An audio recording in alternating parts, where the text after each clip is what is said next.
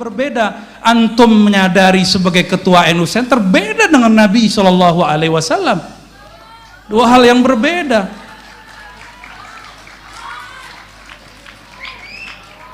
Ada, apakah kalam Ibnul Munzir yukhalifun Nabi Shallallahu Alaihi Wasallam?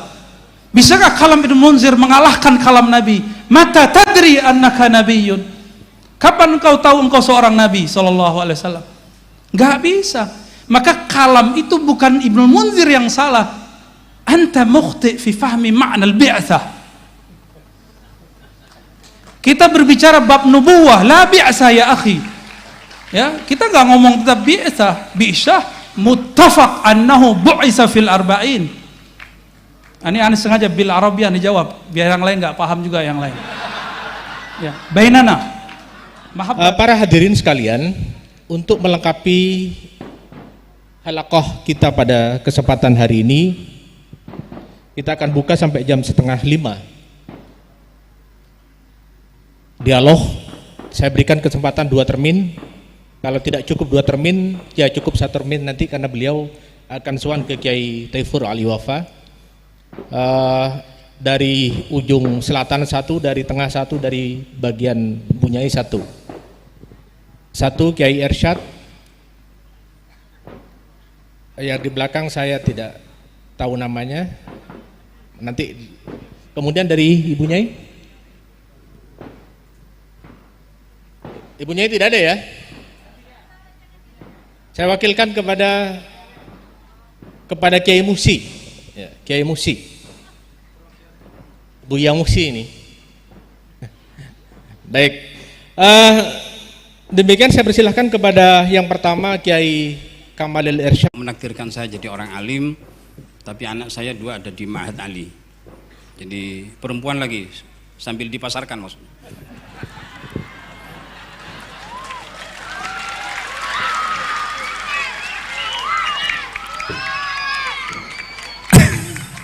Begini Abuya, saya ini adalah senang berpikir.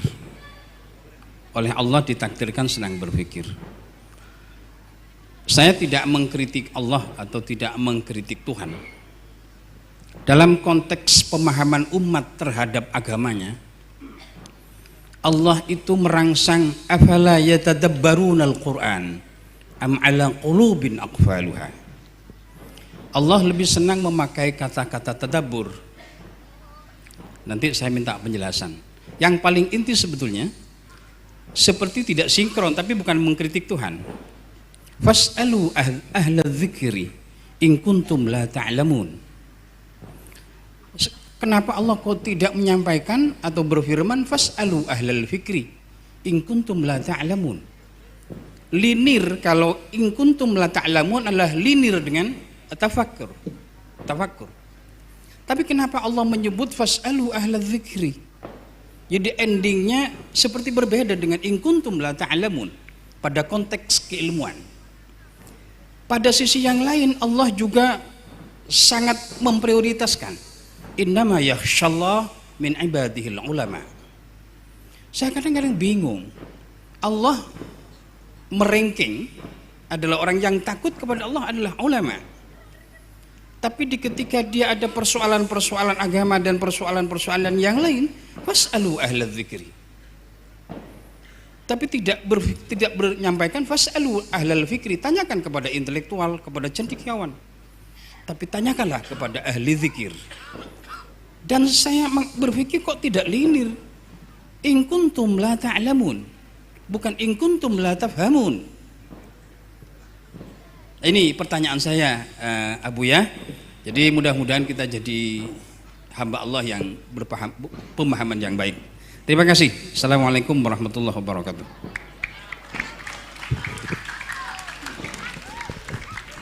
Ya, langsung penanya kedua Kiai Musi.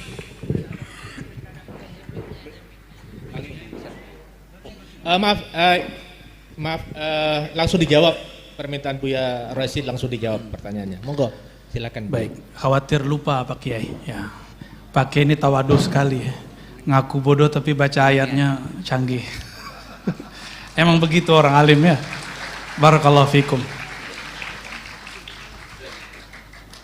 Afala yatadabbaruna al-Qur'an. Itu yang menarik. Kok enggak justru yang harus dikritisi itu? Jadi itu bukan mengkritisi Tuhan, tapi kita mengkritisi fikir kita dalam memahami ayat Tuhan. Karena fikir kita nggak nyampe.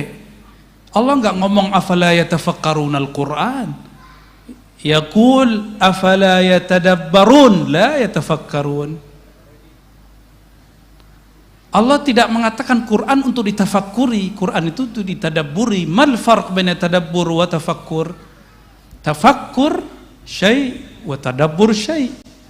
Tadabbur fi makhluqatih wa tadabbur fi kalami wa kalamuhu ghairu makhluk. Tadabbur ujungnya wusul, sadar bertuhan. Karena tadabbur pada kalam, kalam itu adalah sifat, sifat itu bukan makhluk. Wa aqrabut turuqi ilallahi kalamu. Cepat-cepat jalan singkat kilat kepada Allah adalah membaca kalamnya, tafakkur kalamnya. Itulah thariqat Imam Syafi'i. Maka Imam Syafi'i khatam Quran dari pagi sampai asar, asar sampai subuh, khatam Quran. Aqrabut turuq ilallah.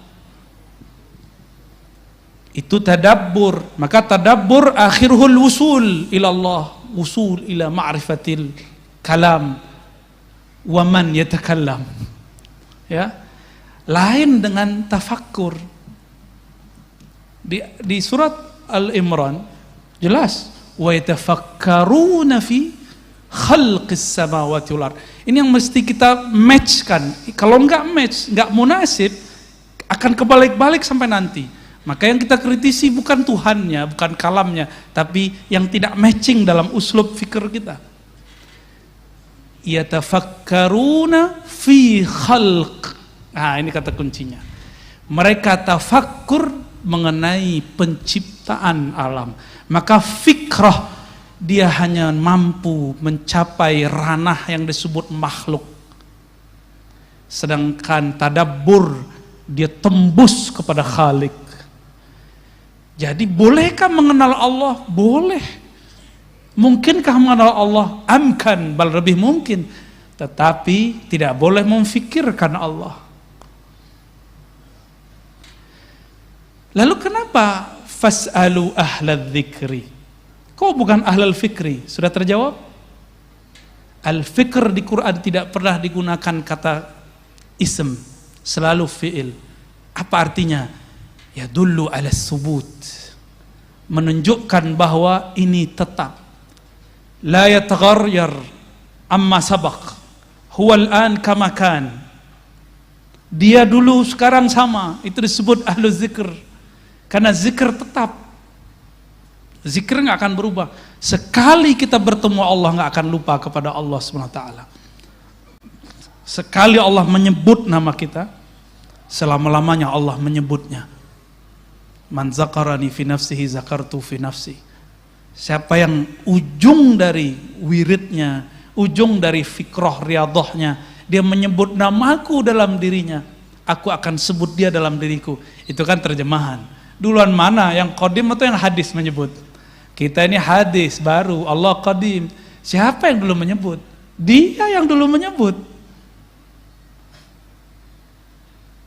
Allah itu qadim, thabit, la yataghayyar, la yasbikuhul adam. Maka ahlu zikr qalbuhu muta'alliq bi muqallibil qulub wa huwa thabitun daimun abadiyun sarbadiyun.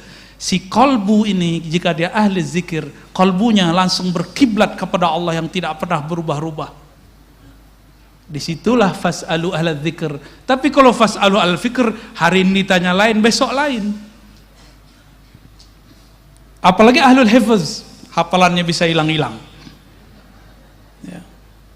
Maka berkata Ibn Aslam, ya, saya ingat saya namanya di Sahih Bukhari Muslim itu, di Sahih Muslim, dia mengatakan saya bertemu guru saya Sufyan, saya bertanya berapa persoalan, dia jawab dengan jawaban yang A. Lalu ketemu Ibn Aslam, lain lagi jawabannya. Ketemu ini lain lagi jawabannya. Padahal semuanya ahli hadis, ahli Quran. Karena ikhtilaful hifz, beda lagi istinbatnya. Ya. Jadi kenapa fas'alu ahla dzikr? in kuntum la ta'lamun. Karena ahlul zikr ini dia bergantung dengan Maha Allamul Ghuyub, Al-Alim, ya, yang mengetahui ma fis sudur. Kalau kita nanya ke ahli zikir, apa yang kita mau dijawab. Tapi kalau tanya ke ahli fikir, lain yang kita tanya, lain jawabnya. Apalagi ahlul hifz. Kita nanya apa, dia jawabnya apa, gagal faham. Jawaban-jawaban gagal faham inilah yang membuat umat yadribu ba'duhum ba'dah. Sesama aswaja, jontok-jontokan, ini kan sarungnya sama. Ya, sama-sama apa tuh? Ya, tasbihnya sama, kunutnya sama, giliran pemilihan jontok-jontokan. Ya. Beda boleh, ad-darb mamnu, ya. Ikhtilaf matlub fid din. Emang itu maunya Allah. Allah maunya umat ini yakhtalif. Tapi Allah tidak mau yadribu ba'dukum riqaba ba'd, itu yang Allah enggak mau. Maka kita membedakan ada ikhtilaf dengan iftirat, kita bedakan selalu. Itu sekelumit ya, takut nanti kepanjangan. Wallahu a'lam bishawab.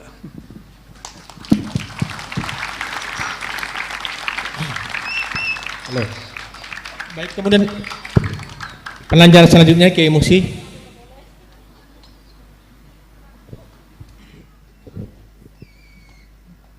Mohon izin berdiri, Bu ya.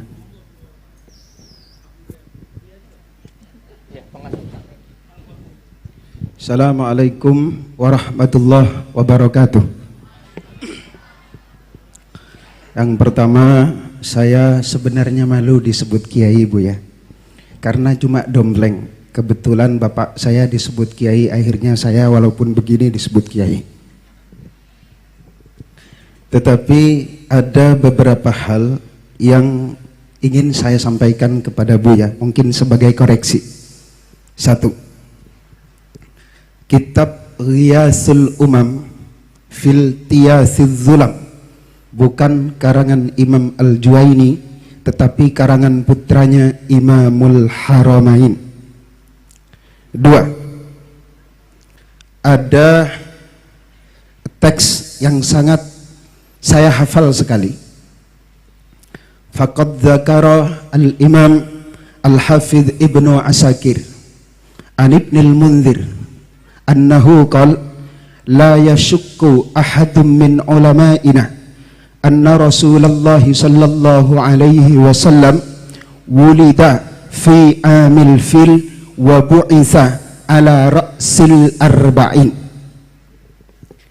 Imam Ibnu Asakir dari Al-Hafidh Imam Ibnul Munzir, beliau berkata, tidak ada satupun para ulama yang ragu-ragu bahwa baginda Rasul dilahirkan pada tahun gajah dan diutus sebagai nabi pada usia 40.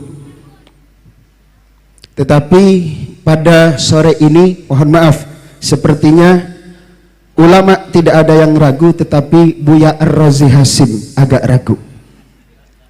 Tetapi begini Buya, mohon maaf, saya hari ini hadir sebagai salah satu pengurus Aswaja NU Center. Kalau Buya tadi mengatakan ada hadis mata kunta nabiyan, kapan engkau ya Rasul dijadikan sebagai nabi oleh Allah Subhanahu wa taala? Beliau menjawab, kuntu nabiyan wa adam bainal ma'i wat turab. Kalau hadis itu yang dijadikan dasar bahwa baginda Rasul secara formal baru sudah menjadi Rasul sebelum dunia ini diciptakan, maka saya hari ini mau mengatakan bahwa saya sudah sejak dulu menjadi pengurus Aswaja NU Center sebelum dunia ini diciptakan. Kemudian yang keempat, mohon maaf, cukup. kajian kita pada sore hari ini sepertinya bukan tentang urgensi kitab kuning dalam berbangsa dan bernegara, tetapi lebih ke pembahasan urgensi thariqah dalam berbangsa dan bernegara. Jadi kalau ada pertanyaan yang mengarah kepada hal-hal yang tentang bagaimana kiprah kalau kita memahami kitab kuning dalam berbangsa dan bernegara, tolong jawaban tentang hal itu lebih dijabarkan lebih luas lagi oleh Buya Ar-Razi Hasyim. Terima kasih. Baik. Nah, demikian Buya, langsung dijawab. Syukron atas tasihnya. Seharusnya antum salah satu pembicara pada sore ini ya. Syukron. Baik, mengenai yang pertama, diriwayatkan oleh Imam Al-Hafiz Ibn Asakir, ana adri bihadhi riwayah, saya juga tahu riwayat ini ya. Beliau beriwayatkan dari Al-Hafiz Ibn Al-Munzir, tidak ada syak bahwa Nabi dilahirkan pada tahun fil, la syak. Wa bu'isa, la syak. Apa arti bu'isa? Ma makna bu'isa? Apa arti bu'isa? Apa artinya Kiai? Diutus sebagai seorang nabi secara formal. Itu kalam antum atau teksnya? Terserah Buya Ar-Razi. Enggak, saya tanya karena antum mengungkapkan teks, saya tanya, ma makna bu'isa? Hal fi farq baina bu'isa bi'sah dengan nubuwah, bi'satur risalah dengan nubuwah, fi farq. Enggak usah pakai kalam itu dulu, pakai kalam Imam Darimi aja. Ada di Sunan Darimi. Abu Darda bertanya, wahai Rasulullah, kapan engkau sadar? Mata tadri, kapan engkau sadar engkau seorang nabi? Gak usah pakai kitab Ibnul Munzir, kejauhan itu mutaakhirin. Ini levelnya dia satu tobakot dengan Imam Ahmad bin Hanbal. Wafatnya 255 Hijriah. Tetapi Imam Bukhari juga beberapa saat sama-sama berguru dengan beliau. Tapi umurnya lebih tua karena lahirnya 181 Hijriah. Ya, saya tahu antum ketua NU apa tadi? Aswaja Center. Ya, alhamdulillah, syukran, jazakallah khair ya. Ini hadis diriwayatkan oleh Imam Darimi, lahirnya tahun 181 Hijriah. Ketika Ibnu Barak wafat. Maka dia umurnya dekat dengan Ahmad bin Hanbal, pendiri Hanbali. Di situ ada riwayat, kapan engkau sadar wahai Rasulullah engkau seorang nabi? Jawaban Nabi SAW apa? Ketika aku bermain dengan anaknya Halimah, tiba-tiba dadaku dibedah, diambil oleh dua sosok terbang dari atas. Itu beliau sadar beliau seorang nabi. Antum umur segitu sudah sadar belum jadi ketua NU Center? Aneh tanya serius, udah sadar belum? Syai'ani mukhtalifani, dua hal yang berbeda. Antum menyadari sebagai ketua NU Center beda dengan Nabi SAW. Dua hal yang berbeda.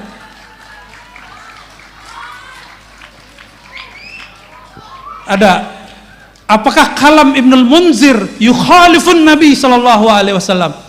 Bisakah kalam Ibnul Munzir mengalahkan kalam Nabi? Mata tadri annaka nabiyyun, kapan engkau tahu engkau seorang Nabi SAW? Gak bisa. Maka kalam itu bukan Ibnul Munzir yang salah. Anta mukhti fi fahmi ma'na al-bi'tsah. Kita berbicara bab nubuwah, la bi'tsah ya akhi. Ya, kita nggak ngomong tentang bi'tsah muttafaq annahu bu'isa fil arba'in. Ini aneh sengaja bil Arabian dijawab biar yang lain nggak paham juga yang lain. Ya, bainana mahabbah baini wa bainak. Baik. Khalas. Apa lagi?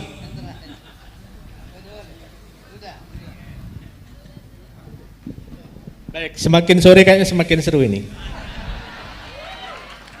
Apalagi nanti kalau Ibu Nyai sempat juga menyampaikan pemikiran-pemikirannya tentang tema kita pada sore hari ini. Oh, yang terakhir soal thariqah. Ya, khalas. Adakah thariqah tidak pakai kitab? Kalau ada bid'ah, dhalalah. Maka antum lihat saya berbicara kenapa saya bawa tentang nuansa spiritual dalam bab kitab. Karena saya menemukan justru kebangkitan rohani spiritual saya ada di dalam kitab. Mungkin kita beda pandangan, gak masalah. Dan saya melihat orang-orang yang membackup negeri ini, salah satunya orang yang baca kitab dan dia seorang mursyid thariqah. Dulu presiden yang lama juga sama, sebelum presiden ini, kalau dia lagi ada masalah dikumpulkan mursyid-mursyid kiai-kiai ke istana, zikiran la ilaha illallah. Ada.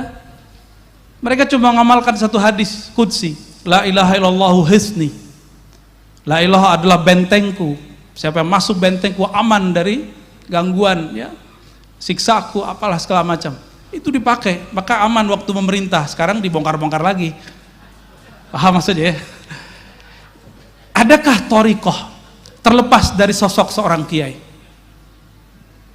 Adakah thariqah terlepas dari sosok kitab kuning, dari ilmu-ilmu yang ada di kitab kuning? Gak ada. Saya yakin, hakul yakin, antum pasti belajar sejarah.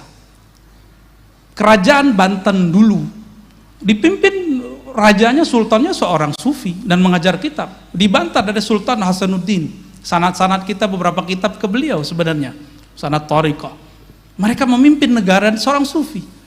Di Riau, di Kalimantan, di Aceh, semuanya, hampir semuanya, ya. Bahkan thariqah Sanusiyah, thariqah Naqsyabandiyah, ya. Bahkan di Maghrib itu apa aja ada thariqah, Tijani, Siddiqiyah, Ghumariyah, Jazuliyah, Masya Allah. Dan raja-rajanya ngaji kitab, dipandu oleh kitab, ya. Kenapa saya nggak banyak berbicara bab politik bernegara, ya itu lebih paham beliau lah, itu bagian ranah beliau, takut lebih salah lagi saya kalau ngomong. Maka saya menghindari bab itu dari tadi, ya. Barangkali itu Kiai, ya. Taib. Baik, saya kira cukup ya Kiai Musi. Nanti berlanjut di diskusinya di warung kopi saja nanti. Baik, ini memang menarik. Saya sering diskusi dengan beliau, Kiai Abuya. Saya punya forum kajian tafsir Al-Quran bersama beliau yang setiap bulan. Jadi memang diskusinya memang sangat luar biasa. Ada dirasa naqdiyah, ada dirasa tahliliyah juga. Baik, saya persilahkan yang ini yang, oh ya silakan yang itu sudah kadung Kiai Abdul Hadi ini, tapi bukan Buya ini. Masih kiai sih levelnya. Assalamualaikum warahmatullahi wabarakatuh. Kalau yang tadi itu kiai beneran, kalau ini santrinya, santrinya Buya. Saya mengikuti channelnya Buya Rosi lebih 2 tahun. Alhamdulillah sejak corona jadi aktif mengikuti dengan nuansa kontroversinya. Tadi pemandu belum menjelaskan, Buya ini sudah menikah setahu saya di YouTube, ya. Jadi tadi kalau ada yang menawarkan Mbak Kiai masih ada 2 putrinya, tidak tahu kalau mau menambah. Terus ini supaya nggak serius, yang 2 tadi sangat serius, Buya. Saya ini sekarang yang tidak serius, Yang pertama yang saya tidak serius, saya mengharapkan Buya itu ngajar melalui channelnya, ya mungkin punya channel sendiri, walaupun yang saya tahu di YouTube-nya itu beraneka ragam di masjid-masjid atau di majelis-majelis yang diadakan oleh artis-artis sehingga kita bisa mengikutinya. Itu satu.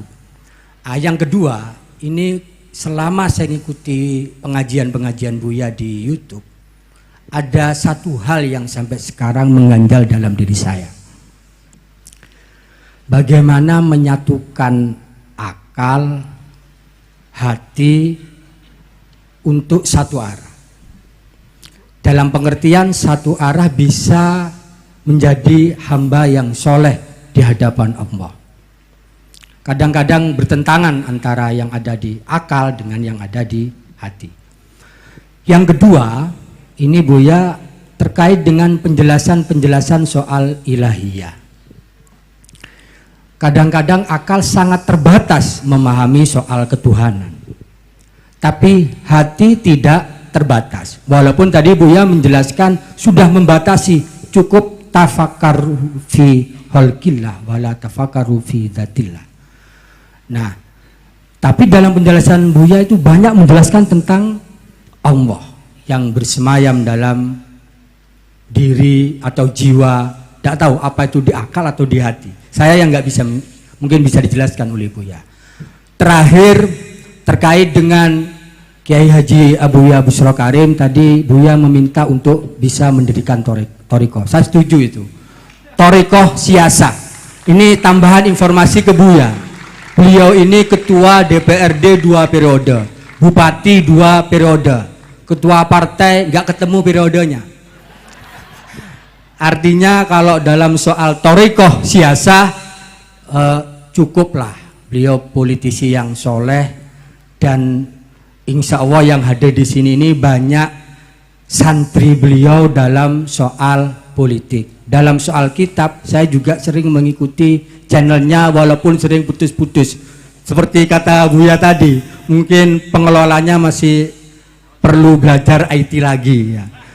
Kalau yang Buya tidak langsung live enak terus karena memang dia kelola oleh pengelola yang profesional. Itu Buya, saya pikir tadi perdebatan-perdebatan yang muncul jangan menyebabkan bahwa perbedaan yang ada antara kita dan kehadiran Buya di sini membuat Buya kapok untuk hadir di Sumeneb khususnya dan di Madura. Kita semua walaupun tidak nyantri langsung kepada Buya, tapi kita nyantri melalui online. Terima kasih. Wallahul muwaffiq ila aqwamit thoriq. Wassalamualaikum warahmatullahi wabarakatuh. Assalamualaikum warahmatullahi wabarakatuh. Tidak ada perbedaan ya kalau semuanya disikapi secara dalam konteks munadharah. Saya kira tidak ada perbedaan. Semuanya sama dalam konteks melengkapi pengayaan khazanah kita tentang keislaman. Yang kedua tadi bahwa moderator memang tidak disuguhi kurikulum vitae. Jadi tidak sempat memperkenalkan beliau karena saya melihat bahwa al-ma'ruf la yu'arraf. Jadi orang yang sudah terkenal tidak perlu diperkenalkan lagi. Karena yang qabilu al-mu'athira itu hanya nakiratun. Sementara Buya sudah makrifat di mana-mana di channel YouTube-nya. Alhamdulillah kali ini kita datangkan langsung beliau dan sempat mengaji kepada beliau. Baik, pertanyaan soal akal dan hati Buya. Jadi hubungannya seperti apa? Kemudian suluk ilahiyah dan tariqah Kiai Bushro ini. Silakan. Ya, tariqah al-Bushrawiyah. Ya. Baik, Bapak Ibu, para kiai, para bocah mahasantri. Tadi ada yang terbakar kayaknya. Santai aja. Allahumma shalli ala Sayyidina Muhammad ya. Jidal munazarah bahsul masail itu masa lalu. Makanya saya menghindari biasanya jidal-jidal. Ya. Mohon maaf Kiai ya. Saya menghindari sekali karena kalau dipancing takutnya masuk. Sayanya masuk nggak bisa keluar. Ya, itu pesan dari guru saya ya. Tapi kalau ada yang bertanya dan ada yang mau mubahasa, saya terima ya. Tapi saya nggak akan datang kalau diundang debat. Tapi kalau mau datang, tafadhal, ana maftuhu ra'yan aqlan wa qalban insyaallah ya. Nggak ada masalah. Kita memang perlu, mungkin ada kalam saya yang tidak pas didengar. Ya seperti kalam Ibnul Munzir pun seorang kiai bisa beda faham antara saya dan beliau kan bisa beda faham ya. Apalagi jika itu muncul di dalam sosial media. Itu sangat mungkin ya. Makanya saya kemudian berinisiatif dari dulu kalau kajian kita pakai kitab. Jadi ketika mau bahasa kita kitab dengan kitab. Tapi setahu saya sepanjang ini berdebat dan melihat sejarah perdebatan, orang berdebat kalah tidak terima, menang pun tidak ada rasa apa-apa. Dua-duanya kalah di sisi Allah. Karena dua-duanya sama hatinya keras. Satu hati keras merasa menang, merasa benar. Satu hati keras karena merasa malu. Itu kenapa Allah mengharamkan jidal. Yang boleh itu tas'al ya, yang tidak menyebabkan isa'ah fil qulub, qaswah fil qulub ya. Syukran tadi masukannya dari Pak siapa tadi? Ustaz Abdul Hadi ya. Insya Allah nanti kita buat channel sendiri. Insya Allah nanti ya, insya Allah. Mungkin cari waktu yang kosong dulu lah kita. Ya. Bagaimana cara menyamakan, mepaskan antara kolbu dan akal? Sebenarnya akal kolbu itu tidak perlu dipisah-pisahkan seperti gambaran pikiran kita.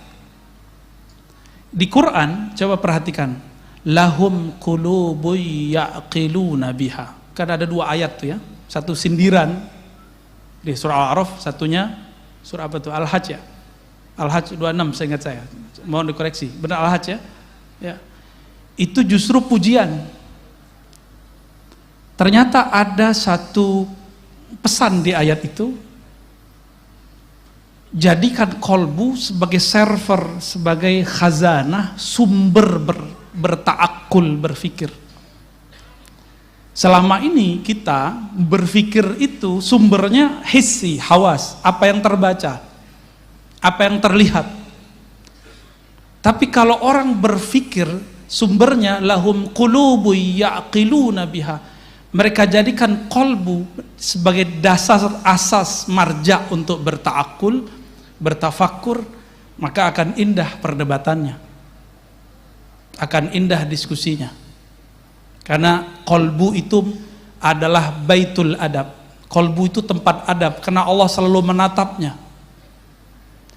Ketika seseorang tidak dengan kolbu, la adabalah, hilang adabnya. Ya. Nah, adab kalau ngaji, masih ingat kita kalau ngaji kirim Fatihah kepada musonif, benar gak? Itu supaya dari akal kita kembali yang liar ini dikembalikan ke rumahnya. Itulah rahasia baca Fatihah sebelum ngaji. Ya, tadi mungkin kita belum baca Fatihah sebelum ngaji, tapi kan tadi sudah dimulai doa, ya gak? Ya. Mungkin kita berdoa belum pakai kolbu, barangkali. Nah, itu yang membuat kita ketika ngaji, gurunya siapa aja, itu nggak akan bisa memilah nanti. Ya, barangkali itu. Maka mulailah, masuklah pintu dari tangganya, masuklah rumah lewat pintunya. Masuk pintu pun ada assalamualaikumnya. Nah, untuk membuka kolbu, maharnya adalah Al-Fatihah. Insya Allah, silakan diamalkan itu. Ya, saya kalau baca kitab biasanya baca Fatihah dulu. Mau ngaji di Syekh mana di YouTube, biasanya di awal atau di akhir saya baca Al-Fatihah. Biasanya begitu. Ya. Sehingga kita tidak menangkapnya dengan akal. Akal ini di sini mohon maaf, yang belajar ilmu neurologi di bagian depan kita ada namanya otak, kortek apa istilahnya. Ya, dia cuma 10% dari otak ini. Cuma 10%. Dia seperti reptil. Kalau lihat orang baru, dia pengen ngelawan, pengen begini, itu reptil. Makanya jika kita lahum qulubu ya'qiluna biha, itu dengan mahabbah, dengan ukhuwah, dengan husnuzzan, itu kalau lahum qulubu ya'qiluna biha. Lain dengan mereka yang disebutkan dalam surah Al-A'raf. Ya, mereka punya kolbu la ya'qiluna biha, tapi kolbunya dibiarkan tidur, nggak digunakan, ya. Wallahu a'lam bishawab. Baik, silakan kasih aplaus untuk Buya Rosi. Tinggal satu ya, saya buka satu orang saja. Oh, dari perempuan, jadi dua orang, satu orang kemudian dari perempuan. Soal Thariqah Bushrawiyah tadi, silakan ikuti pengajian hikam tiap bulan. Beliau yang ngasuh dan beliau menyajikan hikam dari sisi siasah, dari sisi budaya dan secara lengkap. Jadi saya kira nanti akan itu menjadi cikal benih cikal bakal lahirnya Thariqah Bushrawiyah dari Syadiliyah. Baik, saya persilakan Habib, kemudian Afwan Habib la a'rif ismakum. Nyizen Nafayat. Bismillahirrahmanirrahim. Buya Rozi, teringat ada hadits qudsi Allah Subhanahu wa taala berfirman kepada Nabi Allah Musa, "Idza ra'aita 'abdi yukthiru dzikri fa ana adzintu lahu fi dzalik wa ana uhibbu. Kira-kira Buya, bagaimana caranya supaya Allah Subhanahu wa taala selalu mengizinkan kita untuk mendekatkan diri kepadanya sehingga kita bisa dicintai olehnya. Sedangkan untuk bangun malam kadang susah. Itu Buya. Yang kedua, saya yakin orang-orang seperti Buya ini termasuk orang yang diizinkan oleh Allah untuk memberikan tausiah, untuk ingat kepada Allah. Berarti Buya termasuk adintulahu. Dan saya berharap berdirinya saya di tempat ini, karena ini saya selalu diingat dengan Buya. Ada seorang Habib yang bertanya di Sumeneb kepada Buya, karena saya yakin pandangan Allah saat ini tertuju kepada Buya, sehingga di saat Allah Ta'ala memandang hati Buya, ada nama saya di hati Buya, sehingga saya juga dipandang oleh Allah Subhanahu wa Ta'ala. Terima kasih. Assalamualaikum. Langsung apa?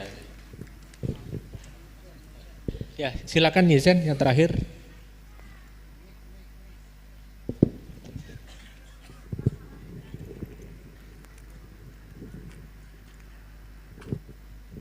Assalamualaikum warahmatullahi wabarakatuh. Karena saya belum terkenal, saya kenalkan diri dulu. Saya Zainab Ali Hisham Ali Wafa. Kebetulan saya tidak sekolah Buya. Saya hanya sekolah formal di MINU dan saya tidak pernah mondok.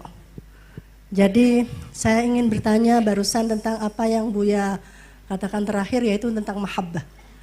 Guru saya pernah mengajarkan, pernah berkata ad-din al-hubbu. Dan suami saya mengatakan ad-din at-taklif. Sedangkan kakak saya mengatakan ad-din al-aqlu. Karena la dina liman la aqlalah. Kembali kepada mahabbah, saya ingin bertanya bagaimana tentang ad-din al-hubbu menurut pendapat Buya sebagai ahli thariqah. Demikian. Assalamualaikum warahmatullahi wabarakatuh.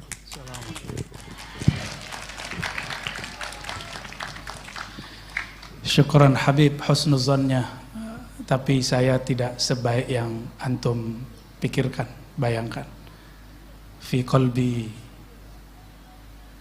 syawaidu dhunub, fi qalbi kadarat waz-zulumat wal hujub, hujubun fauqa hujubin. Kalbu saya terlalu kotor untuk dipandang oleh Allah. Tapi rahmat Allah lebih luas dari kalbu saya, kalbu kita semua. Maka seperti kata Imam Syazili dalam Hizb Al-Bar, Hizbul Kabir, ya Allah, kalau siksa murka kami memang pantas disiksa, tapi rahmatmu aula, rahmatmu lebih utama untuk mendapati kami. Ini modal kita cuma itu. Modal kita cuma Bismillahirrahmanirrahim. Rahman Rahim nggak ada lagi. Ya.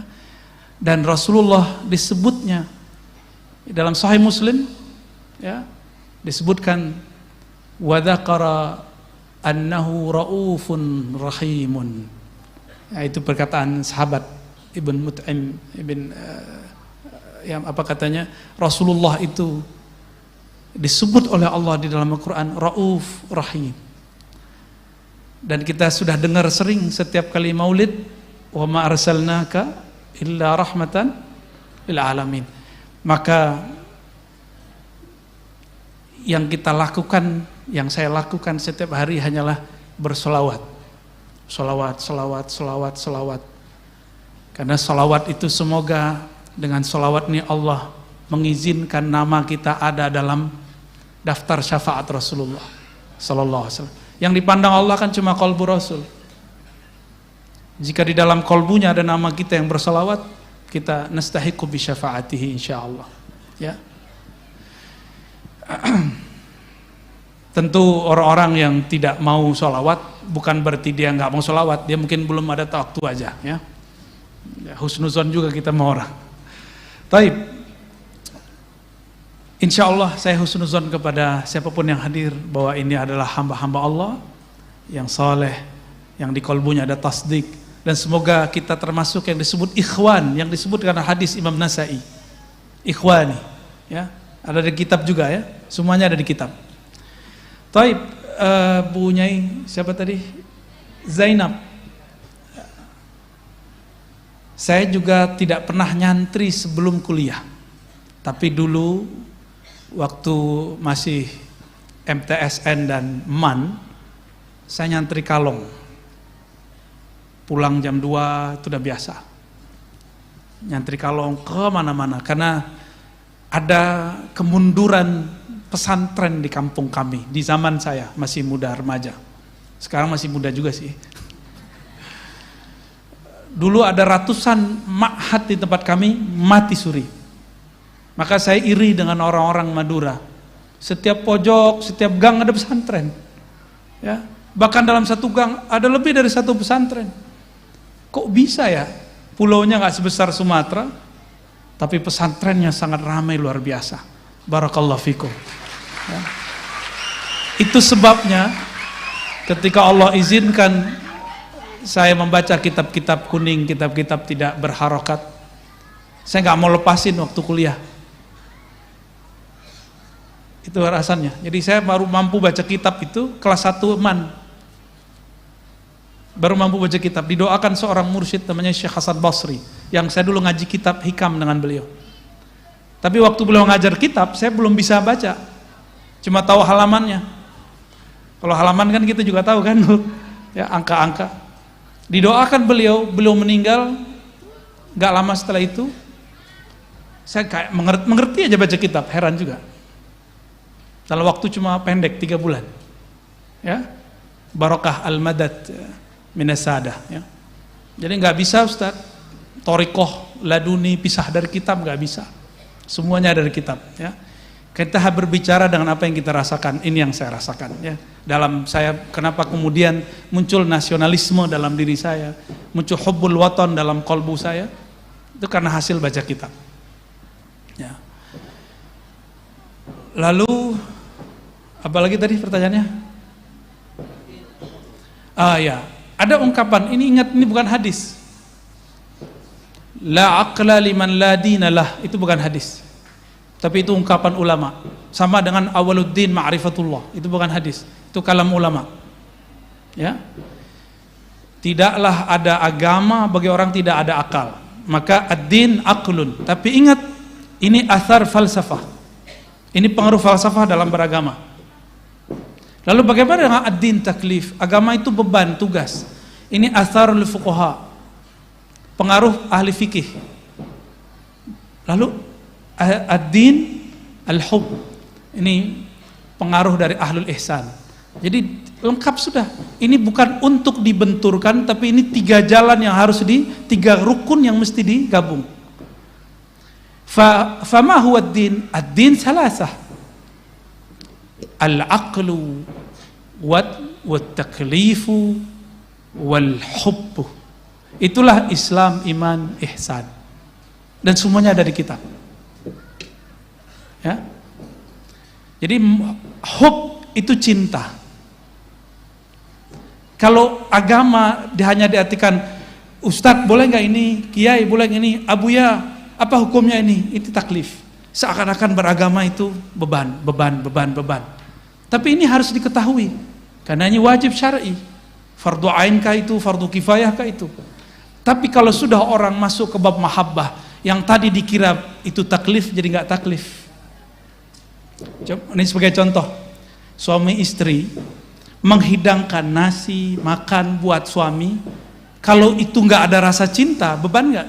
Minta gaji ibu, sanggup nggak gaji ibu? Nggak sanggup kita ngaji istri-istri kita, nggak sanggup.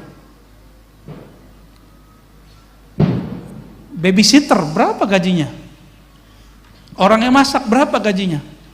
Belum lagi urusan-urusan yang lain yang kita nggak boleh ceritakan. Nggak bisa digaji itu. Laulal hub, kalau bukan karena cinta, nggak mungkin, ya. Nggak mungkin itu. Atas dasar itulah dalam surat Ali Imran, Kul in kuntum tuhibbunallah. Agama itu dibangun dari jika benarkah engkau cinta kepada Allah, fattabi'uni, maka ikuti aku. Jika kepada Allah cinta, maka ikut Nabi mesti cinta. Ini yang dibahas oleh ayah dari guru saya, Syekh Taufik Al-Buti, menulis kitab, ayahnya Muhammad Sa'i Ramadan Al-Buti, Fiqhus Sirah. Di bagian pembahasan tertentu beliau mengkritisi Syekh Albani. Syekh Albani ini mengatakan ittiba' Nabi cukup zahirnya, ittiba'nya ittiba' terhadap amaliyahnya, bukan ittiba' hub, bukan ittiba' tabi'i. Itulah sebabnya Albani mengharamkan, menganggap syirik tabarruk. Tabarruk, tahu tabarruk ya? Ada asar Nabi peninggalan Rasulullah lalu kita kita bekas kiai apa kita ambil. Itu bagi Albani itu bid'ah. Ya. Kita setiap kali mahal qiyam kita berdiri, benar nggak? Itu kan tafaulan dengan hadirnya Nabi di kota Madinah. Meskipun negeri kita ini nggak sama dengan Madinah, semoga Allah madinahkan negeri kita, gitu maksudnya. Bagi dia itu syirik atau minimal bid'ah. Syekh Saleh Fauzan yang kitabnya sekarang dipakai di beberapa kitab pesantren-pesantren modern mengatakan bahwa maulid Nabi itu bid'ah. Gawat gitu. Sekarang dipakai di pesantren. Semoga pesantren ini terjaga dari kitab-kitab tersebut. Masih ada NU Center ya. NU Center yang jaga ya.